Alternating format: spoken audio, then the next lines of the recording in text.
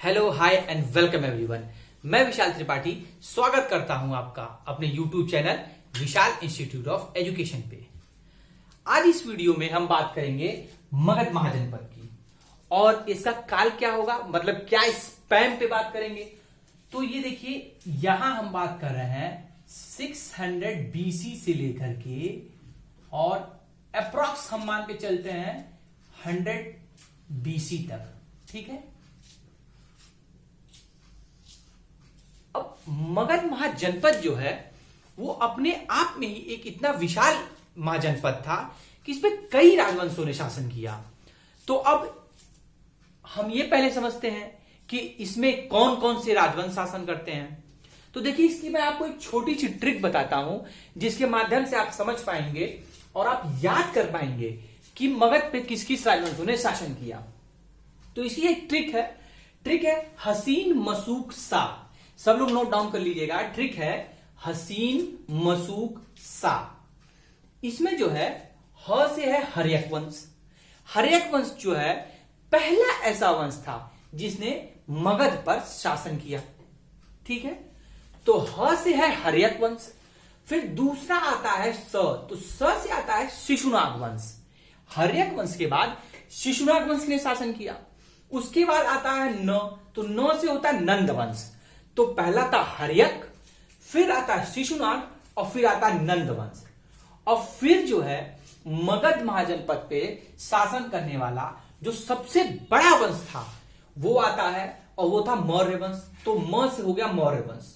तो चार हमने देख लिए, हर्यक वंश, शिशुनाग वंश, नंद वंश और मौर्य वंश। अब मौर्य वंश के बाद आता है स से शुंग वंश। ये छोटे छोटे वंश थे। देखिए, हर्यक वंश, शिशुनाग वंश, ये दोनों बहुत छोटे वंश थे। नंद वंश एक थोड़ा सा प्रभाव डाल पाया मगध पे, लेकिन उसके बाद जो सबसे ज्यादा प्रभावी था, जिसने सबसे ज्यादा क्षेत्र पे कब्जा किया, वो था मौर्य वंश। इसके समय मगध का बहुत अधिक क्षेत्र पर विस्तार हुआ। उसके बाद था शुंग वंश। शुंग के बाद एक वंश आता है कौरव वंश और उसके बाद लास्ट जो था वो सातवान वंश था। इसके बाद मगध जो है, ऐसा नहीं था कि मगध का अस्तित्व खत्म हो गया, लेकिन इसके बाद जो है एक नया युग चला। जैसे हिस्ट्री में आप पढ़ते हैं, हर एक समय पे कुछ न कुछ ऐसी ट्रांसफॉर्मेशन आती है, ऐसी चेंजेस आती है जो उस पूरे युग को परिवर्तन करती है। तो अभी लेकिन फिलहाल हम इस मगध महाजनपद के बारे में जानते हैं। अब आप ये सोचते होंगे कि मगध है कहां। तो देखिए, मगध जो है ना, ये था बेसिकली जो है ये बिहार में था। ठीक है, और बिहार में भी अगर हम स्पेसिफिक बात करें तो देखिए, मगध महाजनपद की जो राजधानी थी अलग अलग समय में बदली, लेकिन अगर हम शुरुआत में हर्यक वंश की बात करते हैं, ठीक है, तो हर्यक वंश के संस्थापक जो थे वो बिंबिसार थे। अब बिंबिसार जो थे उनका पुत्र था अजातशत्रु। अब बिंबिसार के समय में जो हर्यक वंश की राजधानी थी वो थी राजगीर, और इसी राजगीर को आज के वर्तमान में पटना कहते हैं। क्या कहते हैं? पटना। तो देखिए, मगध जो था वो मेनली मेनली उसका जो एरिया था वो बिहार का था, लेकिन बिहार में भी उसका जो सबसे ज्यादा प्रभाव था वो पटना वाले एरिया में था। तो सबसे पहले जो है हर्यक वंश का प्रथम जो राजवंश था, हर्यक वंश का जो प्रथम संस्थापक था वो था बिंबिसार, और हर्यक वंशी जो है वो मगध महाजनपद का प्रथम राजवंश था। अब बिंबिसार जो है, बिंबिसार ने कुछ बहुत अधिक ऐसे काम नहीं किए। इसने बेसिकली जो है ना वो अपना क्षेत्र विस्तार जो है वो विवाह के माध्यम से किया। मतलब अलग अलग जो छोटे छोटे जो इसके अलग अलग जो पड़ोसी राज्य थे, इससे इसने वैवाहिक संबंध बनाए। और दहेज में, जैसे पहले बिहार में और पहले के जमाने में जो है वो दहेज की प्रथा बहुत थी। तो अब ये तो भाई राजा है, तो राजा तो दहेज जब लेगा तो फिर वो राजा वाला ही दहेज होगा। तो क्या करते थे, ये क्षेत्र लेते थे दहेज में। क्या करते थे? ये दहेज में क्या करते थे, ये दहेज में क्षेत्र लेते थे और इसी से इनके राज्य का विस्तार होता था। तो बिंबिसार ने क्या किया, मैक्सिमम अपने क्षेत्र का विस्तार दहेज और से वैवाहिक संबंध स्थापित करके किया। लेकिन अब इसमें कुछ ऐसे भी वंश थे जो छोटे छोटे थे। अब छोटे वंश जो छोटे राजे थे, उस पर इसने अटैक कर दिया और उसका कब्जा कर लिया। तो बिंबिसार पे हमें बहुत फोकस नहीं करना है, क्योंकि बिंबिसार ने कोई बहुत ऐसे काम नहीं किए हैं कि जिन्हें हमें पढ़ना हो। और हिस्ट्री के बारे में मैं आपसे पहले एक चीज बताना चाहूंगा कि हिस्ट्री उन्हीं को जगह देती है जिन्होंने कोई एक ऐसा काम किया हो जो मतलब एक अलग लेवल पे हो। तो इस वजह से बिंबिसार ने, हमें बिंबिसार के बारे में बस इतना जानना है कि इसने हर्यक वंश की स्थापना की। अच्छा, अब बिंबिसार का पुत्र था अजातशत्रु। अजातशत्रु ने क्या किया, बिंबिसार की ही हत्या कर दी। क्या कर दी? बिंबिसार की हत्या कर दी। जी हां, अजातशत्रु ने अपने ही पिता की हत्या कर दी। इसीलिए इसको जो है पितृहंता भी कहते हैं। पितृहंता मतलब पिता को मारने वाला। तो अजातशत्रु ने बिंबिसार की हत्या करके खुद राजा बन गया। अब अजातशत्रु जब राजा बनता है तो अजातशत्रु के ही समय में प्रथम बौद्ध संगीति होती है। ठीक है, प्रथम बौद्ध संगीति का आयोजन भी अजातशत्रु करता है। और इसके भी समय में राजधानी पटना यानी कि राजगीर ही रहती है। ठीक है, तो अब यह था हर्यक वंश के बारे में। तो हर्यक वंश के बारे में हमने क्या जाना कि हर्यक वंश के संस्थापक थे बिंबिसार, और बिंबिसार का पुत्र था अजातशत्रु, और अजातशत्रु के ही समय में प्रथम बौद्ध संगीति का आयोजन हुआ था। तो अब हमने जो है प्रथम वंश जो था मगध पर शासन करने वाला, उसके बारे में जाना। अब हम थोड़ा सा और जानेंगे। देखिए, अब दूसरा जो वंश आता है वो देखिए यहां पे लिखा हुआ है। दूसरा जो वंश आता है वो था शिशुनाग वंश। दूसरा जो वंश था वो था शिशुनाग वंश। ठीक है, अब शिशुनाग वंश जो था, इसके जो संस्थापक थे वो शिशुनाग थे। इन्होंने अपने ही नाम पे इस वंश का नाम रखा था। क्या नाम था? इसके संस्थापक थे शिशुनाग। देखिए, ये छोटे छोटे वंश हैं। ठीक है फ्रेंड्स, ये बहुत छोटे छोटे वंश है, इनका कोई बहुत महत्व नहीं है हिस्ट्री में। इसलिए हमें सिर्फ इतना जानना है कि इसके संस्थापक कौन थे और कोई एक ऐसा प्रतापी राजा जानना हो। ठीक है, तो शिशुनाग वंश के बारे में हमने जाना कि ये इनकी स्थापना शिशुनाग ने की थी। अब एक जो बहुत महत्वपूर्ण चीज है, यहां पे इन्होंने अपनी राजधानी परिवर्तन कर लिया। हर्यक वंश के समय में क्या थी राजधानी? हर्यक वंश के समय में थी राजगीर, लेकिन अब जो है ना वो राजधानी परिवर्तन करके हो गई वैशाली। क्या हो गई? वैशाली। इसका मतलब ये होता है कि शिशुनाग वंश के बारे में हमें दो चीज जाननी है। संस्थापक कौन थे? शिशुनाग, और राजधानी क्या थी? वैशाली। तो अगर पूछा जाए कि मगध साम्राज्य के या मगध महाजनपद की शुरुआत में राजधानी क्या थी, तो हम बोलेंगे राजगीर।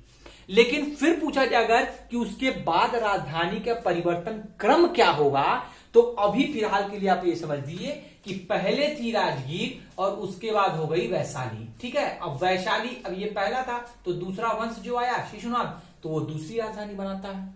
ठीक है, अब इसी वंश में एक शासक आता है काला अशोक। ठीक है, और इसने क्या किया, अब इसके बारे में क्यों जानना है? क्योंकि काला अशोक ने ही जो है, काला अशोक ने अपने समय में द्वितीय बौद्ध संगीति का आयोजन किया था। ठीक है, तो काला अशोक के बारे में हमें क्या जानना है? काला अशोक के बारे में सिर्फ इतना जानना है कि इसने द्वितीय बौद्ध संगीति का आयोजन कराया था। ठीक है, तो अब शिशुनाग वंश के बारे में हमने समझा कि संस्थापक थे शिशुनाग, राजधानी थी वैशाली, और इसके जो दूसरा शासक हुआ काला अशोक, उसने क्या किया? द्वितीय बौद्ध संगीति का आयोजन कराया था। एक चीज और है कि काला अशोक ने फिर, अब देखिए, शिशुनाग ने राजधानी बनाई वैशाली, लेकिन काला अशोक ने फिर राजधानी परिवर्तन की, और अब राजधानी हो गई मगध की पाटलिपुत्र। आप देख रहे हैं कैसे राजधानी परिवर्तन हो रही है। अब देखिए क्रम, अब यहां से क्रम समझिए। पहले राजधानी थी राजगीर, किसके समय में? हर्यक वंश के समय में। उसके बाद आ रहा शिशुनाग वंश। उसके बाद शिशुनाग वंश में जो शिशुनाग था वो राजधानी परिवर्तन करके वैशाली करता है, और वैशाली के बाद जब काला अशोक आता है तो वो राजधानी करके पाटलिपुत्र आता है। अब देखिए एक छोटे से हिस्से में तीन राजधानी आपको दिख रही है। पहले आई राजगीर, फिर वैशाली, फिर पाटलिपुत्र। ठीक है, तो तीन राजधानी आपको याद करनी है मगध महाजनपद के समय में। पहली आती है राजगीर, फिर आती है वैशाली, और फिर आती है पाटलिपुत्र। ठीक है। अब होता क्या है, काला अशोक ने भी द्वितीय बौद्ध संगीति का आयोजन कराया और बस इसमें बहुत जो है महत्वपूर्ण काम नहीं किए, इसलिए हम इसको बहुत ज्यादा जो है आगे इसके बारे में नहीं समझेंगे। लेकिन अब काला अशोक के बारे में जो है एक चीज और समझ लीजिए कि काला अशोक क्या, शिशुनाग वंश के बारे में, कि शिशुनाग वंश का जो अंतिम शासक था, यहां लिखते हैं अंतिम शासक। पहले शासक हुए शिशुनाग, ठीक है, और दूसरे शासक होते हैं काला अशोक। इसी तरीके से जो अंतिम शासक था वो था नंदी वर्मन, और ये भी कोई बहुत महत्वपूर्ण नहीं था नंदी वर्मन। इसीलिए नंदी वर्मन की हत्या जो है, इसकी हत्या महापदम नंद ने करके इसके बाद नंद वंश की स्थापना की। तो अब हम क्या समझेंगे कि पहले आया हर्यक वंश, ठीक है, हर्यक वंश के बाद आता है शिशुनाग वंश, और शिशुनाग वंश में नंदी वर्मन जो है आखिरी राजा था, उसकी हत्या महापदम नंद ने करके नंद वंश की स्थापना की। ठीक है, किसकी स्थापना की? नंद वंश की। अब देखिए नंद वंश के बारे में हम अगली वीडियो में समझेंगे। रीजन क्या है कि नंद वंश की स्थापना, ठीक है, नंद वंश की स्थापना और मौर्य वंश का उदय। अब इसमें आप ऐसे भी समझिए कि नंद वंश की स्थापना से लेकर के नंद वंश के पतन तक इसका जो टाइम स्पैम है और मौर्य वंश का जो उदय है, ये दोनों इंटर रिलेटेड है। क्योंकि यहां पे हम बात करेंगे महापदम नंद की, घनानंद की, और कैसे घनानंद ने चंद्रगुप्त मौर्य को अपने दरबार में जो है उनका तिरस्कार किया। उसके बाद फिर जो है चाणक्य ने, सॉरी, घनानंद ने जो है इनके जो ये थे चाणक्य थे, इनका अपमान किया, और इसके बाद चाणक्य ने प्रतिशोध में आकर के अपने ही शिष्य चंद्रगुप्त मौर्य को फिर उसके बाद तैयार किया। इन्होंने नंद वंश का पतन किया और फिर मौर्य वंश का उदय होता है। लेकिन ये सारी चीज जो है ये दोनों इंटर रिलेटेड, जैसे नंद वंश और मौर्य वंश, ये दोनों जो है ना फ्रेंड्स, ये दोनों इंटर रिलेटेड है। तो इसलिए जो है इसे हम एक वीडियो में कवर करेंगे, क्योंकि जब आप इस दोनों को एक साथ समझेंगे तो एक बेटर क्लियरिटी आपके पास आएगी। तो अभी के लिए इस वीडियो में हमने क्या सीखा? हमने सीखा मगध महाजनपद के बारे में। मगध महाजनपद बेसिकली कहां सिचुएटेड था? बेसिकली था बिहार में। और बिहार में भी कहां? तो बिहार में था राजगीर या पटना के एरिया में, जो आज वर्तमान पटना है उस एरिया में। ठीक है, अब ये जो हम इस सारे बारे में पढ़ रहे हैं, जो ये जो पांचों छह राजवंश हैं, इनके अगर पूछा जाए कि इनका टाइम स्पैन क्या है, तो आप रफली कह सकते हैं कि 600 बीसी से 100 और 150 बीसी तक, लेट आप 100 बीसी ही समझिएगा। तो 600 बीसी से 100 बीसी के बीच में मगध में कौन कौन से राजवंश आए उसके बारे में हम यहां पढ़ रहे हैं। हमने दो वंशों के बारे में पढ़ा, एक तो हर्यक वंश और एक शिशुनाग वंश। हर्यक वंश क्या है? हर्यक वंश प्रथम राजवंश था मगध पर शासन करने वाला। उसके बाद शिशुनाग वंश आता है, शिशुनाग वंश के बाद नंद वंश आता है, फिर मौर्य वंश आता है। तो अब जो है मगध में ये दो वंश हैं जो मेजर हैं, जो बड़े हैं, जो मतलब ऐतिहासिक रूप से बहुत इंपॉर्टेंट हैं। उन्हें जो है हमें इसके बाद पढ़ना है। उसके बाद जो छोटे छोटे हैं, जैसे शुंग है, कौरव है, सातवाहन है, इसमें कोई बहुत बड़ा राजा ऐसा नहीं आया जिसे हमें जो है बहुत इलिस्ट्रेटिव पढ़ना हो। तो इस वीडियो में इतना ही। बाकी हो पढ़ता हूं आपको ये वीडियो अच्छी लगी होगी। अच्छी लगी हो तो लाइक, शेयर और सब्सक्राइब करिए, और चैनल में बने रहिए ऐसे ही मजेदार वीडियोस के लिए। तब तक के लिए goodbye, take care and bye bye.